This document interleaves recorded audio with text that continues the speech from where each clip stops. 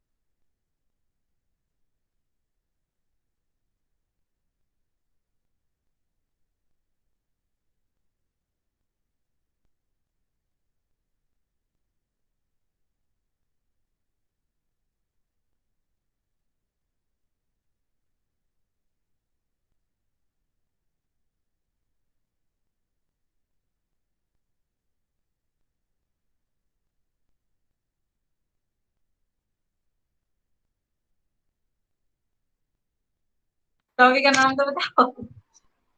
Good afternoon, one and all. So from today we are gonna start the new unit, that is unit 3. So, as we have already discussed at the time of the introduction session, unit 3 is about money supply and central bank. What do you think? What all will be covered in what is money? What is money? What do you think? What is money? Yes, Medium Ansri. of exchange. Okay. So, chalo. Before starting further, let's first of all discuss what all will be covering in this unit. We'll be, we'll be starting with the meaning and evolution of money. That what is money, where it started, then the definition, then the function of money, the demand of money, the quantity theory, the Fisher's equation, and the Cambridge theory. Once we are done with the demand of money, we'll be moving towards the supply of money. That is, what is supply of money? What are the determining factors of the supply of money? What are the components of money supply? And what is RBI's M1, M2, M3, and M4 approach? This is something which we are going to cover in your unit 3.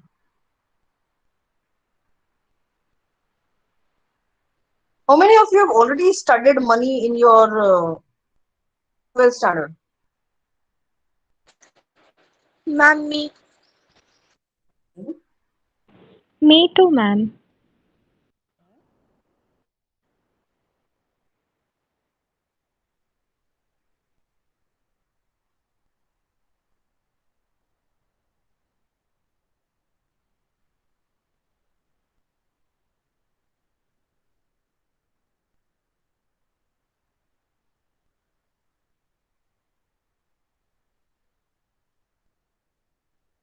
So should I reframe the question? Or should I ask you who haven't studied money in the 12th standard?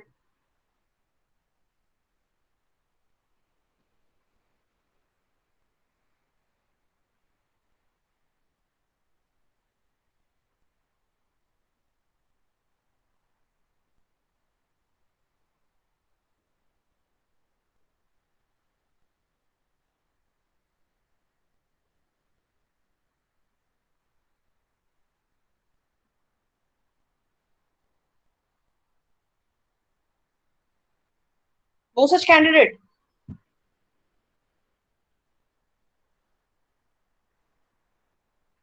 There is one person in this class who is of science background. I just keep on forgetting.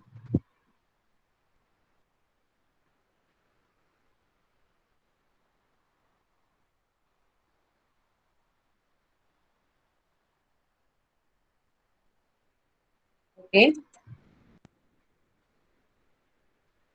Okay, now the first thing first. Whenever we are coming across with this question that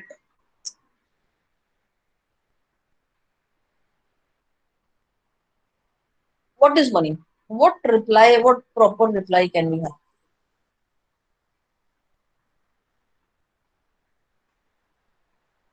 Hmm? Medium of exchange. Exactly. So in general usage, what is happening with money is that money means currency notes or coins that are are held as cash in hand by people, or the checkable deposits that that are available in the banks. So whenever we are talking about money, we generally consider these things. But when we are talking about money in economic terminology, the term money is used in a much wider sense, and it is defined a number of times. But every time it was defined differently by different economists. So universally, if you are talking about a particular definition of money, then we are not having one. But as people have mentioned different definitions of money, So we can say that throughout the history or even to the present date, we are not in agreement on the most fundamental question of our very economic existence.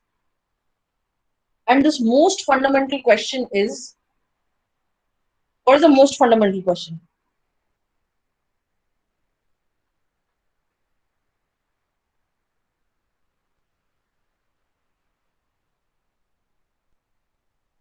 For economics, what is the most fundamental question for macroeconomics? That is, what is money? We're not having an answer to this question. Not a perfect answer, not a universally accepted definition of money. That is something which is not available right now. So the definition of money this has been something which is comparatively controversial in nature. Now, some economists have defined money is like it's a means of exchange, it's a value holding thing. Some others they say that money is what money does. So when we are conceptually putting it into words, then money can be defined as any commodity that is generally accepted as a means of exchange and as a measure of value. That is what money can be termed in conceptual nature. What happened historically is that many commodities have performed these functions of exchange. One of the function of money is it is a form of exchange. So there were many commodities and who have performed this function of money, and the forms of money have been kept on changing throughout the history. Like in the very initial days, the cattle used to work as money, and from then today we are on the verge of having this electronic transfer. We don't even use cards anymore. Do we use cards after the advent of this corona? How many of you are still preferring this cash or coins or cards?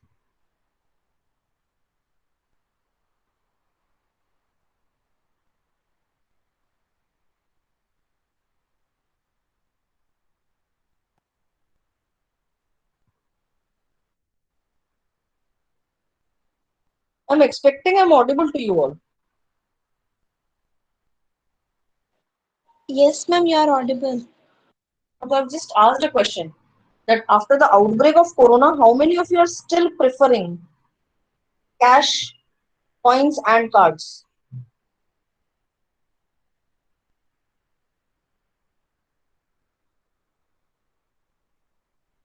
Ma'am, not getting the question. How many after the outbreak of coronavirus, how many of you are still preferring the usage of coins, paper currency, or cards?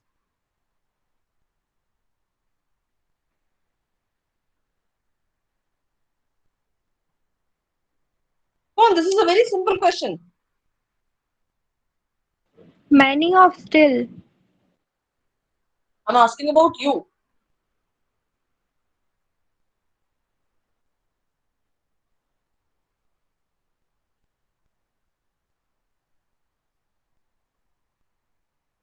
Ma'am, I think card is better option. Even Instead of in the cash. conditions that are right now prevailing, Yes, ma'am, because cash is very difficult, but card we can easily use because we have saved the money. cash also you can withdraw and use. You have saved the money.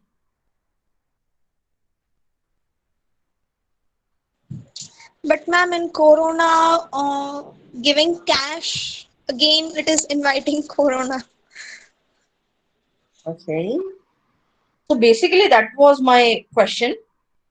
That how many of you are still preferring these three modes? Because I am not, to be very frank. Yes, but yes, cash does things quickly, and that is not a very good thought process that you're having. Cash doesn't do things quickly. It's a very different viewpoint that you're having of a very different world in which I don't exist. Okay, so yes, even as an individual, as a citizen, you have to deal with certain things in cash because everyone is not aware of the current technology. Yes, everyone doesn't have to have a access to digital payment platforms, but in current times, at least a person like me is preferring digital payment only. I'm preferring e-money. If a person is having Google Pay or Paytm, I'll prefer using that as compared to cash or card or anything. I don't want any sort of lane with anyone. Neither do I want to hand over something, neither do I want to take something from them. Like, it's just a point of caution. So now what happens that there is an empirical question which is arising, and that is what should be included in money and what should not be included in money. Now, this is the question which is staying unsettled for a very longer period of time. The major factor that complicates this task are the increasing number of substitutes that money is getting. Earlier, there was only cattle. Now we are having the assets that can be converted into spendable money with different degree of convertibility. If you're having gold or silver or time deposits or any deposit, then these things can easily be converted into money. Although the currency is something which, yes, cryptocurrency, yes, it is there. Although currency is something which is the most liquid form of asset. But now this liquid form of asset is something which is followed by bank deposits or other forms of money which have emerged over the period of time. We're having all sorts of credits and cards and everything available, and they've emerged over a period of time. We cannot deny that. Even that is money. Now, another factor that has added to the controversy is the divergence between the conceptual and the empirical definitions of money. The conceptual definition is saying that it is holding value, it is a measure of value, it is a means of exchange. But empirically, money is doing many other things. So, as a result, the concept of money has changed from basically measurable to immeasurable quantity. Earlier we could measure that what actually money is. Now it is becoming a bit immeasurable. You're holding money in the forms of bonds, in forms of shares. You can easily liquidify them, but at the same time, they're holding value, so they can be termed as money. So in order to understand that what different approaches are there to the definition of money, what we can do is, as per the approaches given by H.G. Johnson, these are he has classified money into different approaches, and these approaches are the conventional approach, the Chicago approach, the Gerlishaw approach, and the central bank approach. Now, what are these approaches? Anyone can tell me which one is the oldest approach over here?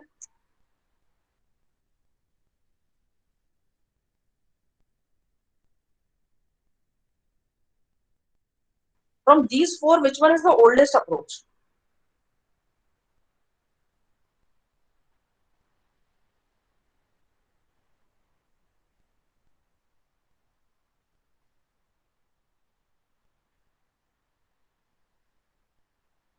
Exactly. Conventional approach is the not most old, that is wrong English. Okay, conventional approach is the oldest definition of money. And moreover, it is something which is very widely accepted also. Because the conventional definition of money is something which is emphasizing on the basic function of money. That is, it is a medium of exchange and the measure of values. And going by these functions, now money can be defined as, again, money is what money does. So conceptually, when any commodity that is having this function of medium of exchange and the measure of value, that can be termed as money as per the conventional definition of money. Okay. Uh, so if we look for like look back, like very far back, we'll have to go. But yes, when we look when the this transaction started, so in the history, money was like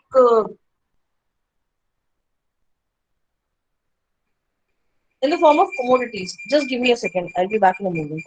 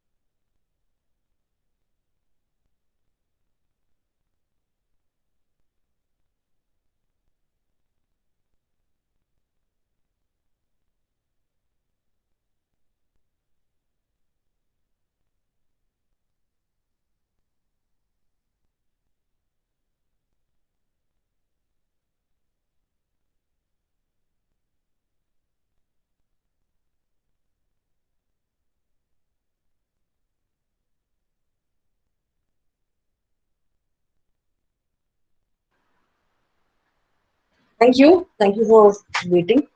Okay, now what happens that if we are going in the historical times, then and we say that money is what money does, then it was money was basically what? A means of exchange. So now what happens over here is that in earlier days there were commodities like there were cattle, then there was tobacco, then there were food grains, there was fish, coffee, and they have served as a medium of exchange. So at different stages of human civilization and in different parts of the world, money was something else at one point of time. So these sorts of money is are called commodity money. Now, why did we stop using commodity money? Why we had to come up with a conventional definition of money at all? Because money was something. This commodity money was something which had certain problems as per today's standards, and these problems were like there was no uniformity in this money. Then there was a question of homogeneity was there. Then there was no standard measuring pattern in commodity money. Then there was a question of storability, durability. If you're exchanging goods with someone, then you have to store and you have to keep them. But that was also a question. Then portability was a question. Divisibility was a question. Stability was a question. There were many problems which commodity money was facing. And owing to these problems, other forms of money came into existence. And these other forms were basically metallic coins, paper currency, demand deposits, and so on. These forms of money are something which perform the basic function of money. And according to the conventional approach, their sum constitutes the total supply of money which is there in the market.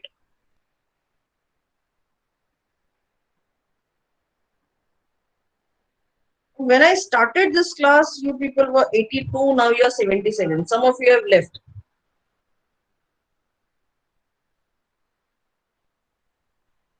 Should I start taking the attendance at the end? What do you say? Okay, ma'am. Those who are staying in the class for the entire time, they'll say okay. But those who want to run away, what about them? As you wish, ma'am. Yes, ma'am, as you wish. Yes, ma'am, as per your preference. Okay. I just want you to focus in the class and that too as per your as per your interest, not from those people who are very much into attendance thing. I want you people to attend the class, but the attendance is important for you. You know that. I don't have to tell you that. But at the same time, I want you people to be interested in the class more than worried about the attendance. Okay, now when we are talking about the forms of money, the first two forms of money, that is the metallic coins and the paper money, they possess like distinctive features against the third form. The first two forms, they are easily available, they can be created, they're issued by the government, they're having a legal tender, and they enjoy a certain status.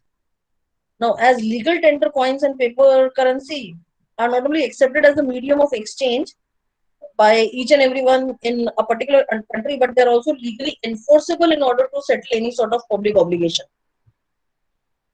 अगर आपका चालान फट गया तो आप उसको 1 kilo rice नहीं दे सकते, 1 kilo चावल, 1 किलो गेहूं नहीं दे सकते. You'll have to give them cash. या चावल दाल देने से पुलिस वाले मान जाएंगे? What do you suggest? If we offer this rice or wheat or dal by flunking a traffic rule, after flunking a traffic rule, will the traffic police agree to it? No, ma'am. You? No, ma'am. But that rice, dal, and wheat is having a value, na? It is having value, but it is not having value like the cash. It is having more value than cash. It gives you energy also. कभी cash खा के But देखा? ma'am, in It's perishable, ma'am, ma'am. That's today why. Ma'am, but policeman does not need of rice or wheat, so that's why there is no value for it. No? They need cash, ma'am, instead of this rice and wheat. It yes, has ma'am, the more value of importance cash. than the cash, but they don't need any kind of rice, wheat, and grains. They only need the cash. If you will give them the cash, then they will allow you to do what you want to go there. If you want to break, if you have break the rule. Ma'am, they are interested in cash rather than this wheat and rice and all. So it is about their interest. It is not about the legal tender.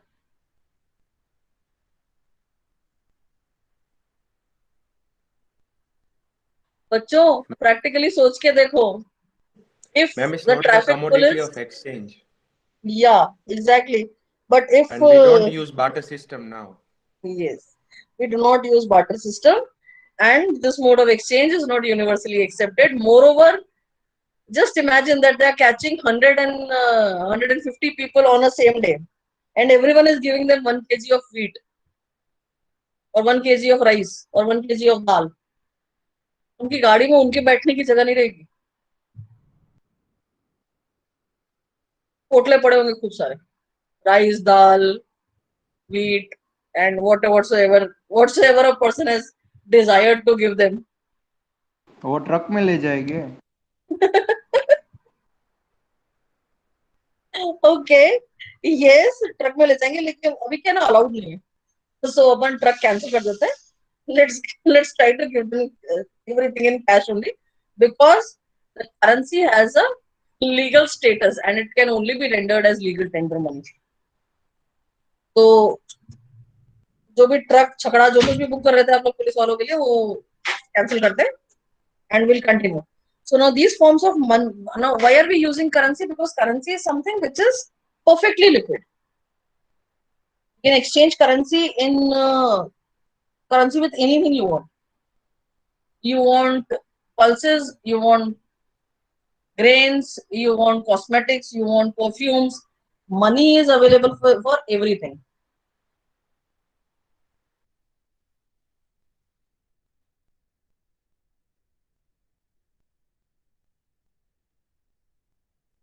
But there is one thing which we should always note, and that is anything which has a monetary value can only be purchased through money. तो अगर आप कुछ ऐसा खरीदने की plan कर रहे हो which cannot be purchased, the money is useless. Like life, you cannot purchase with money. ये कोरोना में लोगों को बहुत अच्छे से समझ में आया that life is priceless and it has no monetary value. So do not go to a hospital and say कि मेरे को 2 किलो life दे दो, कोई देगा नहीं. That was about the conventional approach. Next, what is taken next and what is pioneered next as money was by the author named Milton Friedman. He came up with a approach of money which was called the Chicago approach, because this was the approach which was developed by him and his associates. Now what he did, he has extended this conventional definition of money to a further step. Director खरीद रहे हैं ना life.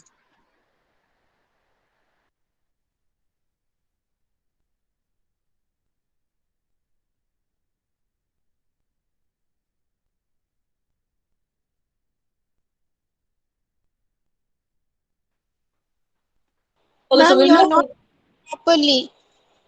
Beta, I was not audible properly because there was some network issue at my end. Now am I audible? Yes, ma'am. Okay. There was some network issue, so hence I had to make some changes. Okay. So we'll go ahead with Chicago approach. Now what happened with the Chicago approach is that it took the conventional approach one step ahead. Now what one step ahead did they do was they added the time deposits to the remaining format of money, that is currency, metallic coins and demand deposits. To them, the time deposits were also added, and these time deposits were with the commercial bank. Now, as they have broadened the definition of money, what they have done is they have included currency, checkable demand deposits, and the third thing, that is time deposits. No, although time deposits are not, what are time deposits? Anyone can tell me what are time deposits? Anyone can tell me what are time deposits? Have you heard of the word FD? Like FD, yes, ma'am, FD. Yes, that is what this time deposit is about. So now what this Chicago approach stated, that why are they adding this time deposit? Because this is what they approve, they said, or they gave the reason behind it is that in their opinion, the gross national product and money supply are highly correlated. And the money supply, including time deposits, has a high correlation with GNP than the money supply which does not include time deposits. That is, if the money supply is including FDs, then it is more related to the GNP as compared to the money supply which is not including it. The second reason that they gave is that this Chicago school finds that time deposits and demand deposits are in practice close substitutes to one another, which basically are not. Demand deposit is something which can be made as a payment. You cannot give someone a time deposit and think that the payment has been made. कई बार हम लोग demand drafts ready करवाते हैं when a particular amount of fees is to be paid to someone.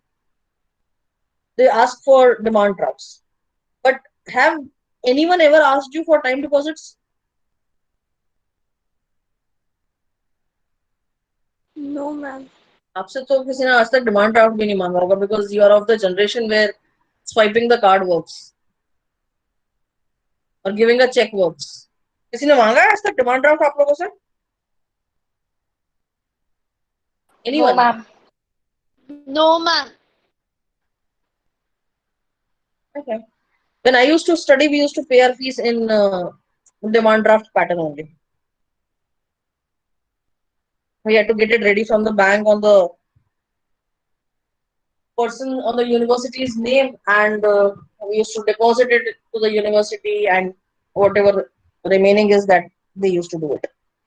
So yes, it is not a very good substitute. Demand deposit is not a very good substitute of time deposit, but here they used to believe that it is. Now, why do they used to believe? Because banks make time deposits available to the customer after lapse of time, that is 90 days. Or so on. So they used to believe that after 90 days, you can easily use the time deposit as demand deposit. Now, sometime this deposit remains unavailable for transactions only for a shorter period of time. So, hence, as it is remaining unavailable only for a very short period of time, it can easily be included in money. However, there were another more strong arguments which were there to support this Chicago approach, and the argument is that the time deposit is not something which is kept idle. The bank is not holding the time deposit for the entire period of time. What they do is they loan out it to the borrowers, which is used as a medium of exchange. And the major portion of this money, which is invested as time deposits, comes to the circular flow of money. And only the amount which is expected by the bank to keep with themselves under the cash reserve ratio is only held by the bank. Other than that, everything is given to the borrower as a loan, and hence they stated that this amount should be included in money and it should not be left out. Are we clear with this? Yes.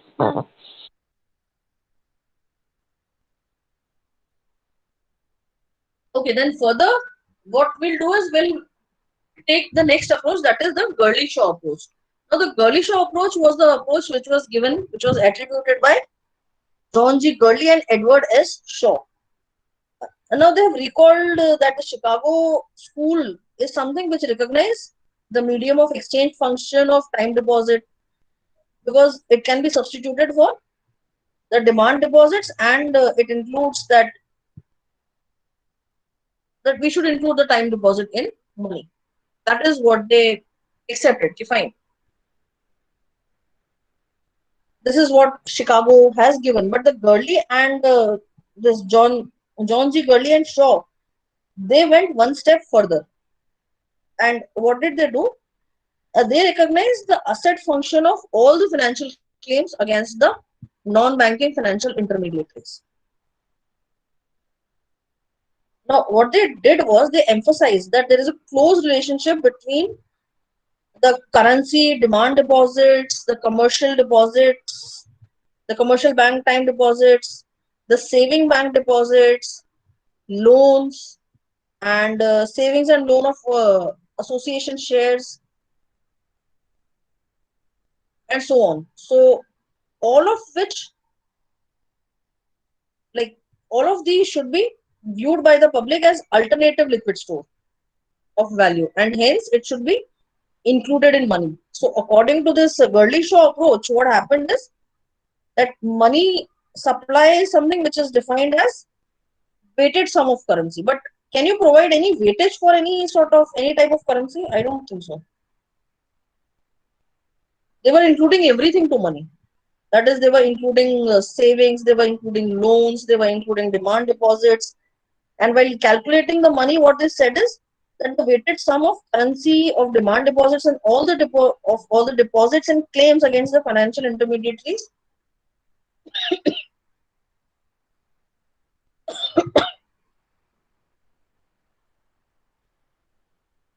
like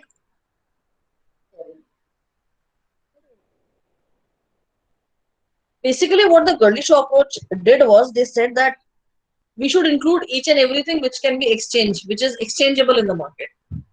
And by doing this, we should provide them with a base.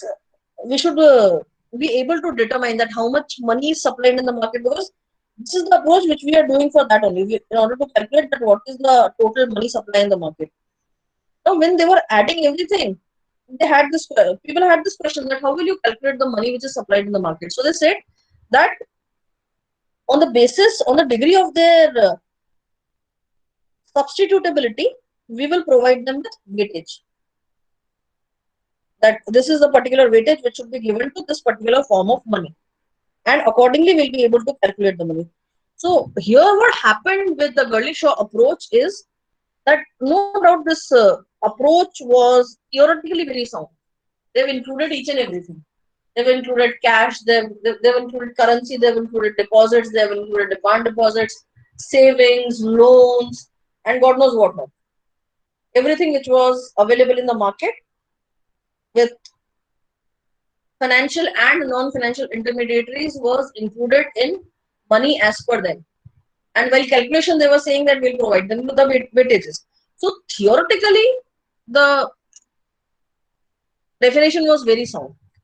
But empirically, it was found that this task is immensely difficult because it is very difficult for any economy to find out that what is the degree of substitutability of any deposits or claims against the financial intermediaries. How will you provide weightage? That was not possible. And moreover, they also said that it is equally difficult for us to assign weights to the measure the money supply. This one is saying that the Ganesha approach said that we'll provide weightages to each and every money, sir, each and every form of money in order to calculate money supply. But practically doing this was not an easy task. So theoretically, the definition was very good. It included each and everything that should have been included. But empirically, when we went through the definition, when we go through the definition, we were able to see that the task of providing weights to different measures of money in order to calculate money supply was difficult by itself. Moreover, there is one more thing that has happened with the Gurley-Shaw approach. Except for the illustrative purpose, this approach was never utilized anywhere practically. So, this weighted sum definition is operational or not, that we are not aware. Because there was no testing for this approach which was ever done. And neither was any sort of monetary policy which is there into existence, which was a resultant effect of this Gurley-Shaw approach.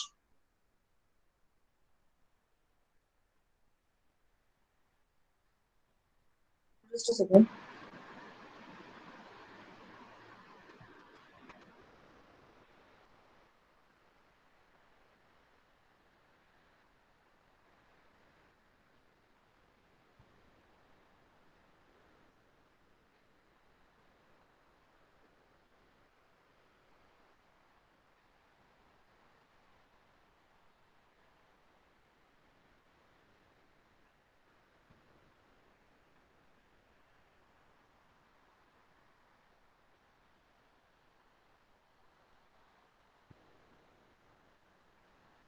Okay, so once this is done, we will come ahead, or we can go ahead that we are aware that this is something.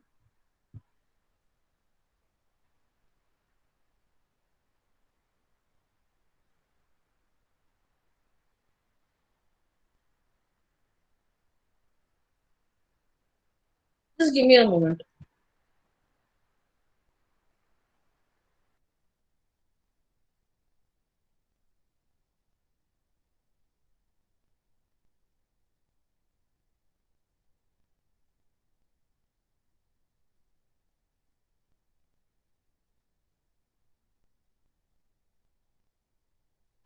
Okay, so further what we went through is we went through the central bank approach. Now, what is the central bank approach? Now, this is the approach which is taking the Gurley-Shaw approach in a still broader view of money supply. Now, the reason is that the central bank are the most entrusted entity when the task of controlling and regulating the credit flow comes into question. So, in accordance with the need of the economy, an approach was being made by the central bank. Now, what they did was, in order to accomplish this task of controlling the economy and regulating the economy, they needed to formulate and implement a suitable monetary policy, so that if there is any predetermined objective that those objectives can be achieved. So the central bank, basically what they do is they view all available means of payments and credit flows as money. That is, if you can make a payment and if there is a credit flow in the market, then that particular thing will be taken as money as per the central bank approach. Now, for this purpose, money supply consists of currency plus realizable assets. If you're having shares, if you're having debentures, these are realizable assets. So they can be termed as money as per the central bank approach. Now, this is the approach, like, unlike Gurley Shaw approach, this was the approach which was approved by someone. This approach was the approach which was approved by the Redcliffe Committee of US. And this is the committee which is recognized and emphasizes the similarity between currency and other realizable assets or means of purchasing to the point of rejecting money in favor of some broader concepts which are measurable or unmeasurable. Basically, they were saying that what they did was they emphasized on the fact that there is a similarity between money and other realizable assets. And to the point, to a certain point, but after that, they can reject money in favor of some other broader concepts also, which are either measurable or unmeasurable in practicality. If you have bought a bond and it is useless now, the company has closed down, then it is not money anymore. It's just a bond. So they'll reject it. Okay. And according to this approach, money is basically the total credit flow to the borrower in an economy. Now, depending on the objectives of monetary policy targets, the central bank makes and uses different measures of money supply. And this measures of money supply can be termed as M1, M2, M3, and M4. Now, what are these M1, M2, M3, and M4 that we'll try to understand when we are going through the RBI approaches of these points. So these were the 4 approaches of money which are there. Further, we'll continue further with the kinds of money and with the determinants of money in our next lecture. If you're having any doubt regarding any of the approaches of money in the definition of what is money, you can ask me. If you're not having any doubt, then that is it for the day. You can leave if you want.